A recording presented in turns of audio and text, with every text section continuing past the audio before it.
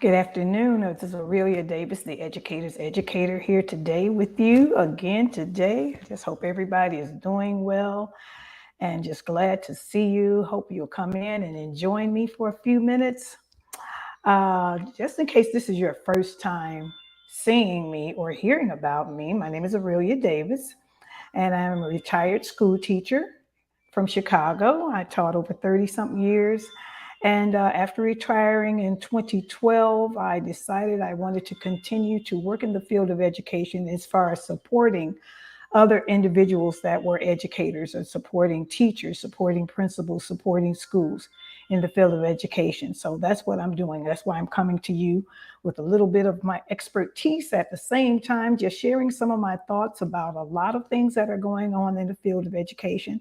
And I just hope that you will just come on and join me. Well, a couple of days ago, I was talking about, I think it was last week, I was talking about the teacher shortages. And this particular topic has been very, very relevant for a number of months, almost like a year now, especially after the pandemic. They found that teachers were basically exiting the profession in numbers that we couldn't even talk about, okay? And it's still happening. It's still happening. So as we start to come into this new school year, we're finding that there are a lot of states, not just one or two states, but a lot of states, a lot of cities that have teacher shortages. In other words, they do not have individuals to go into the classrooms to meet those students on that first day of school. And that can be a very big problem. That can be very big problem. Well, what has been happening also is that a lot of states have been offering incentives. They've been doing wide region recruiting and so on and so forth. But today I just basically want to talk about Chicago because that affects me. And that's where I taught. So, of course, CPS is still very dear to my heart. And it starts out, Illinois faces huge shortage of teachers and other academic professionals ahead of the school year. So that says that not only there are, no teachers to go into the classroom, but we're also finding that there are individuals missing in other areas. And that can, if you think about a school and what makes up a school as far as individuals are concerned, you're talking about the principal, you're talking about teachers, you're talking about teacher aides, you're talking about lunchroom staff, you're talking about custodians, you're talking about just the different individuals that help make up that particular building in order for our children to get exactly what they need. So the building is full of a lot of adults that basically aid in educating our children. So it talked about how that last fall the districts were so short in staff in places like Evanston and Skokie, they had to extend Thanksgiving break in order to fulfill some of the needs where substitutes would come in and take on the classrooms. And so this started some time ago. And since then, they're saying that the number is open positions in Illinois schools is up to 28%. That's huge. That's very huge. If you talk about a school that has at least one grade per one classroom per grade, you have one kindergarten, you have one first grade, second grade, third grade, so on and so forth. And then at the same time, what ends up happening is that if you're looking at 28 to 30 children in each of those particular classrooms, that's a big class. That's a big class, and that's a lot of individuals that are not in place to meet the needs of those particular children. So that can be very disturbing. But individuals are giving their own opinions as to why this is possibly happening. It says, I think that dissuading people from getting into the profession is that you have so much negativity out there about education. Let's think about it. I believe and basically hear and understand that during the pandemic, the educational field was beat up on more than people opening stores. That was, they wanted children to get back into school, and at the same time, politicians and cities and mayors and governors wanted children to get back into school. And at the same time, the schools were fighting back against it because they wanted to continue to be safe, which is very legitimate, very legitimate. They wanted to continue to be safe. They wanted their children to be safe.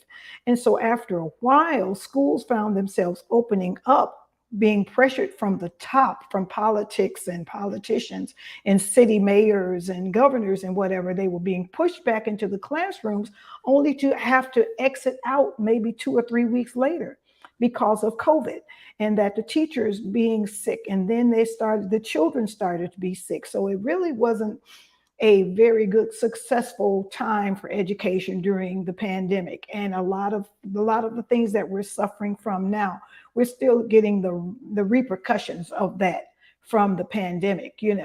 So they talked about how, I know in the state of Illinois, what they're talking about doing, they have changed a whole lot. Of course, first of all, they are doing a very, very huge recruitment for individuals. They are pushing veteran teachers and retired teachers to go back into the field.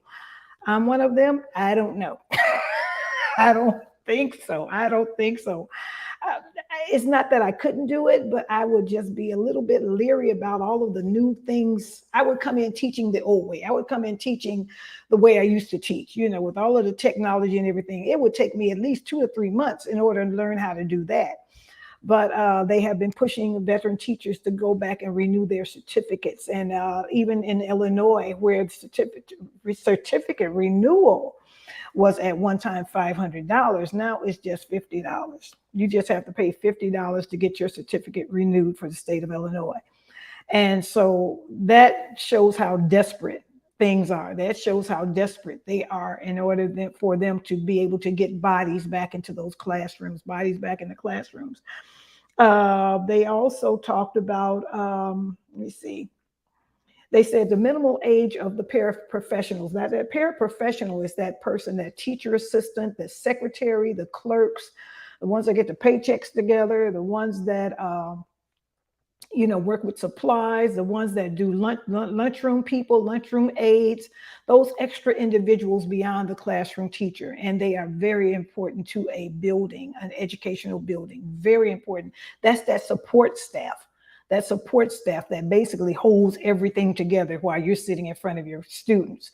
And they're even saying that at one time, in order to be a paraprofessional, which is like a career service trade, because my mom was a paraprofessional. She was a teacher assistant for many, many, many years until she retired.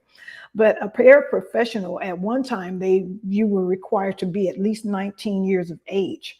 And I'm sure you had to have a high school diploma, 19 years of age and high school diploma. Now they're saying that they can be 18 years of age. So that's another situation where they have made very flexible for individuals to go into the field of education. One caution tale comes up there with that particular thing. Not saying that 18-year-olds cannot work in a school effectively, but what might also happen, things that I had to do in order to go into teaching and things that other people have to do now to go into teaching, that background check is very, very, very important, to have a background check and make sure that these individuals that are going in to work with our children are legitimate. Okay, and they will make a safe place for our children to be. In other words, they are going to render safety on top of our children, like we are doing, to go through a dual background check and make sure that you have no problems in from your past that will keep you from working with children. That's something. Another thing that even we get to the point where they haven't did as much, but that's something they need to do. At one time, parents were in the building. The parents were in the building volunteering and doing all kinds of things. And they, of course, had to have a background check also. But what has happened, I have heard, rumored, what's been happening lately is that educators haven't been welcoming parents into a lot of buildings, which can be a detriment to your building too, because one adult body is better than anybody else. some of the excuses I've heard is that the parents don't know how to behave, or they don't, they sort of out of sorts and things like that. Well, of course, if you're working, just like you would train another volunteer to work with children, you would train a parent, because they're a parent. That doesn't necessarily mean that they know how to work ongoing with children. Okay, the large group of children. So of course you would have some training courses or some workshops telling them how to work with children, how to be very confidential in things that children are doing, because I know that's one problem. They said parents would go in and find, discover situations and then go outside of the building and share what they had found, which is not good. So, but you may have to get back to the point where you're offering parent workshops or volunteer workshops for parents to go in and start working in these classrooms. And one thing that we did at our building is that if a parent wanted to volunteer, we welcome parent volunteers all the time. We did when I was teaching, we welcome parent volunteers. But one thing we did do is that we made sure that the parents were not volunteering in the class where their child was, okay? Because that can bring up a problem. That can be problematic. That can bring up problems and issues. So you have all of these things in place, and you see that the state and governors are trying to recruit as many people as they can to come into these buildings, because I guess what might end up happening is they may end up doing some splits. Fourth and fifth grade together, second and third grade together. And that is even more work on a teacher, which is not a very good situation. But they are talking about maybe where they have to combine classrooms together. And we're talking about low classroom size before. It may not happen, because I've taught with as many as 38 in my classroom. I handled it. I had no choice but to handle it. But I've taught as many as 38 children in my classroom. So it can be done. It can be done. You don't necessarily, that's not the perfect educational setting, but if it has to be that way so that these children can continue and go to school, this is something you want. A lot of the other things they were talking about, there's a shortage of paraprofessionals, of secretaries, custodians. I know there was an issue with bus drivers, for the simple reason that the bus drivers were very leery about driving children, during the pandemic. So those individuals have not come back on board yet. And in some schools, they're not even, magnet schools, they can't even promise a bus delivery to school. So that means the parents are going to have to get up early in the morning and not only get that child to the bus stop, but you just got to take the child all the way to school. Because there may not be buses for the child to be transported from building to school to school.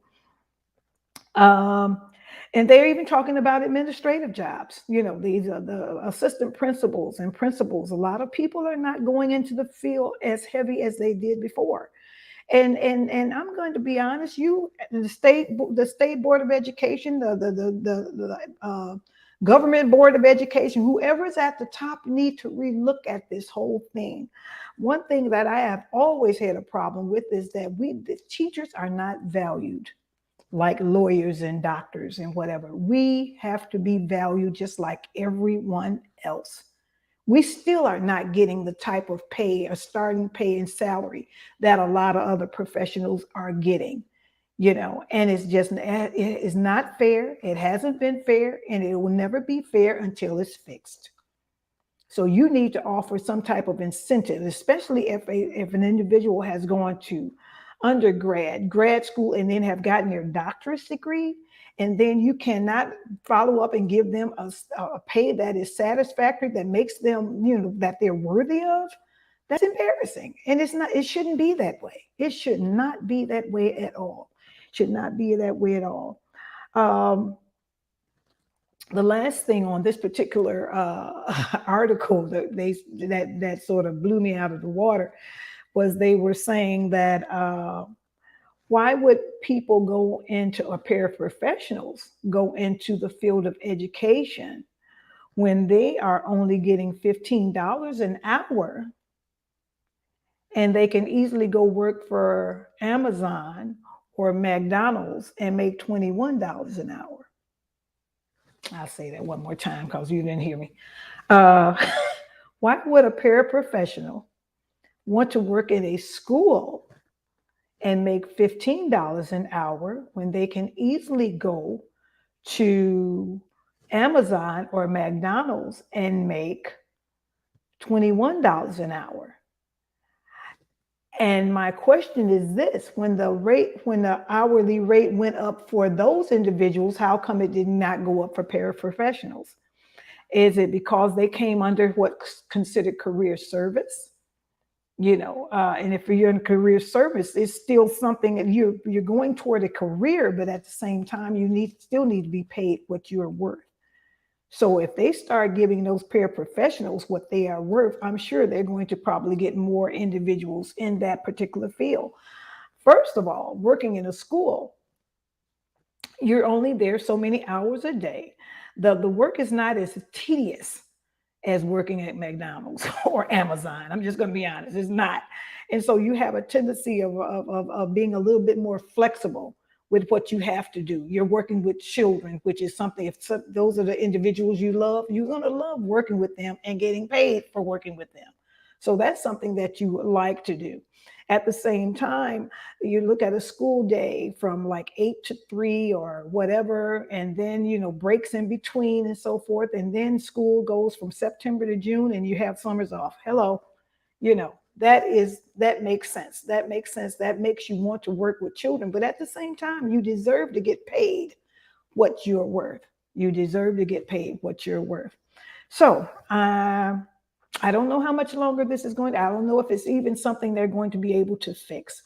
They also talked about not only Chicago is suffering from this. I think the numbers for Chicago, let me see if I can read it properly. They were saying that the numbers of schools or the number of teachers, they were saying that there are almost 5,301 open slots as far as the State Board of Education. In other words, the Board of Education, everyone is sending in their numbers of individuals or spots that they have, or places or spaces that they have to hire.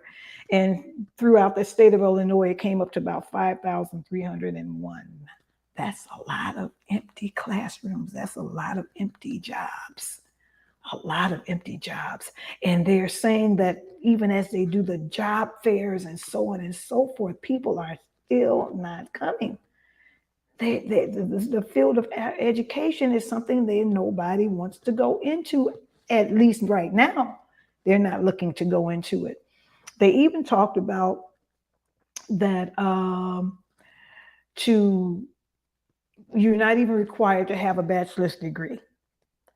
Or what I'm saying is that if you have a bachelor's degree, it doesn't necessarily mean that you have to have credits in education, or the minimal amount of credits in college credits that you need in order to teach is about 90, which is not even, I would say, about 2 semesters worth of work or 2 or 3 semesters worth of work. So they're readily and actively recruiting individuals that are in other fields of professions, other professions. And that would include a whole lot of people, because at one time, individuals that ended up working, as a doctor, well, I'm not saying a doctor, but, some of the other professions, they found out that they wanted to be teachers. And a lot of states opened it up where they could go into the field very easily while working in the field. And then they would just continue their education. They would get the credits they need in order for them to go into the field of education, but they were already in a teaching job, which was just like practice while in other words, working as you work, work as you go to school. It's another word for it, but I can't think of it. But anyway, that was very helpful back in the day. They were doing that in the state of Illinois. I know they were doing, city of Chicago. I know they were doing that back in like the 90s, because I found myself being a mentor. I think I had mentioned that before on one of my lives. And these individuals, once they got involved, they really did love doing what they did. It was basically, you hear a lot of individuals going into a second career.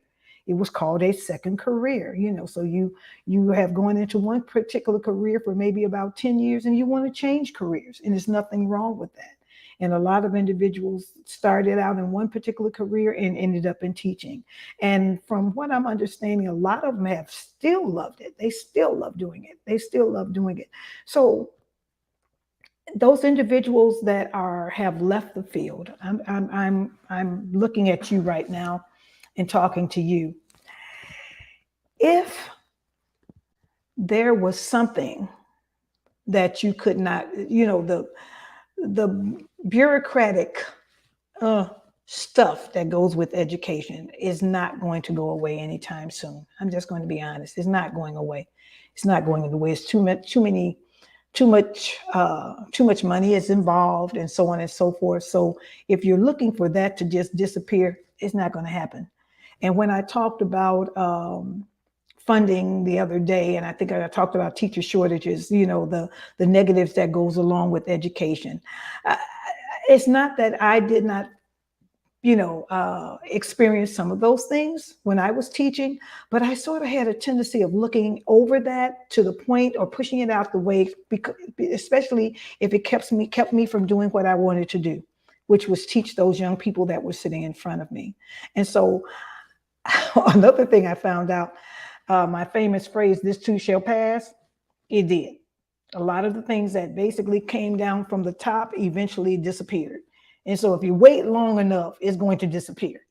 And that keeps you from breaking up what you're doing as far as you continue to do your teaching. You continue to nurture children. You continue to give them everything they need in order to be productive adults.